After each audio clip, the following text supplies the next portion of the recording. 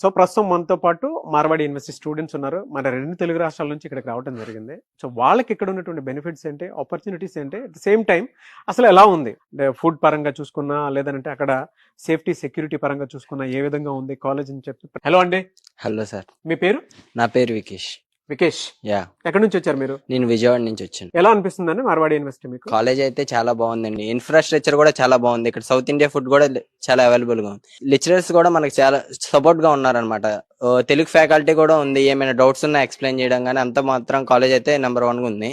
ఎందుకు పిల్లల్ని ఇక్కడే జాయిన్ చేయించాలి, మన చుట్టుపక్కల కాలేజెస్ ఉన్నాయి కదా అని చెప్పేసి అనుకునేటువంటి వాళ్ళు ఉంటారు. మనకి ఏంటంటే అక్కడ చదువుకుంటే మనకి లాంగ్వేజ్ అనేది ఎప్పటికీ ఇంప్రూవ్ అవ్వదు. ఇక్కడ చదువుకుంటే ఏంటంటే ఒక రోజు కాకపోయినా ఒక రోజైనా వేరే వాళ్ళతో ఇంగ్లీష్ మాట్లాడతాం కాబట్టి ఇంటరాక్ట్ అవ్వచ్చు. మీరు ఏ కాలేజ్కైనా వెళ్ళండి, minimum 6 lakhs 4 lakhs 5 lakhs fees ఉంటుంది.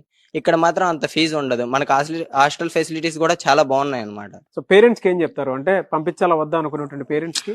పేరెంట్స్ అయితే తప్పకుండా పంపించవచ్చు. ఫోన్ లో వాళ్ళ పేరెంట్ పర్మిషన్ పెడితే గానీ మేము బయటకు వెళ్ళనీకి ఉండదు. ఎంతైనా కాలేజ్ లో ఉండాలి.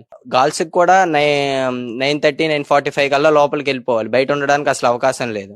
వార్డెన్స్ కూడా అవైలబుల్ గా ఉంటారు. ఎనీ టైం సెక్యూరిటీ గానే ఉంటది.